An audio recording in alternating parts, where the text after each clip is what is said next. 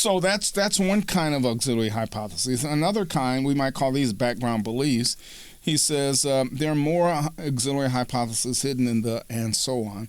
For one thing, obviously enough, for instance, the laws of logic must hold, right? And other things must be true. There must be a world that behaves consistently. Mathematics must be reliable to allow at truths about the world. Supernatural beings can't be intervening in the world willy-nilly. The future must resemble the past. Scientific laws must hold at all times and everywhere throughout the universe. We're not, having hallucinations or under the influence of psychotropic drugs, and so on and so on. These beliefs are at peace and confirm or disconfirm together. So these we might call background beliefs about the way the world is. So the one, we had auxiliary hypotheses about what was going on with regard to experiment. Now he gives us a bunch of background beliefs about the way the world is.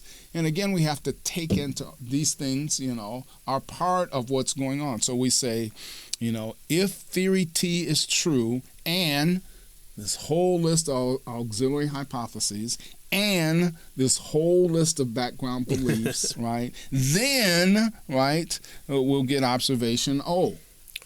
That's a long ways to get there. Right. So then we never test theories in isolation. Right. When we test theories, we're really testing them with all the relevant background beliefs, auxiliary hypotheses, and all those things simultaneously, right? Or to put the point in a different way, our theory is more than the scientific theory, right? No one, he says, Einstein wrote, no one of the assumptions can be isolated for separate testing. So this all-inclusive view of testing is called conformational holism, right? And it's and to complicate matters, he says, when we get to a theory-observation mismatch, we often don't know which of the auxiliary hypotheses or the background beliefs even, right, is the bad apple, or whether the entire batch is spoiled. Right. So it could be the theory, but you don't really want to give up the theory. It's a really good theory. You named it after yourself, but you reran the experiment 16 times, and it all came out to the same. But maybe there's some background information. Maybe God did take that probe and just move it over a little bit. Maybe if I allow God in and he works a miracle in this one, then I won't get fired from my job. I can say, God did it, and they're like, well, all right. That would be a God of the gaps argument, right? Well, yeah, that one would be. Yeah. But I'm desperate. I really want to work for NASA. So we have to, we don't give up on theories because we have all of these auxiliary hypotheses and background, beliefs that we can pick on if indeed the theory doesn't meet what our predictions say it should meet, right? And so that's what happened with regard to Uranus and Neptune, right? The theory did not the predictions did not do what the theory told us they should do. Well, we didn't throw out the theory, right? We began to look at auxiliary hypotheses and background beliefs, right? That sort of thing, to see if we could save the theory in light of the observations that seemed to falsify the theory that we found, right? And so, theories are never tested by themselves, right? They're tested in conjunction with all of these other things, right?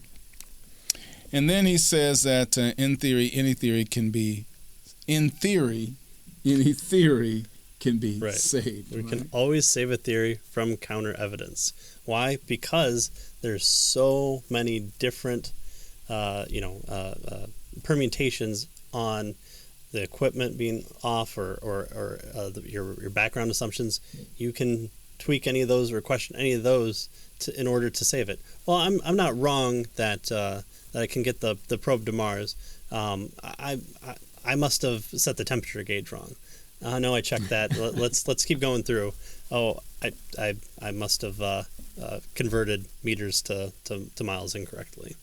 And so he says we can modify nearly any other belief, assuming we're willing to go far enough. Right. No statement is immune to revision, probably even that statement as well.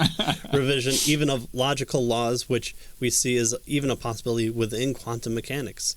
And so Laws of logic? I mean, you know, I really want to save quantum mechanics. I want the 222 dimensions, and I will do anything, almost anything, to say it, including tinker with the laws of logic. Yeah. Sometimes blue is red, so we can even alter the laws of logic to make a theory fit observation, which quantum mechanics may allow us to do. Yeah.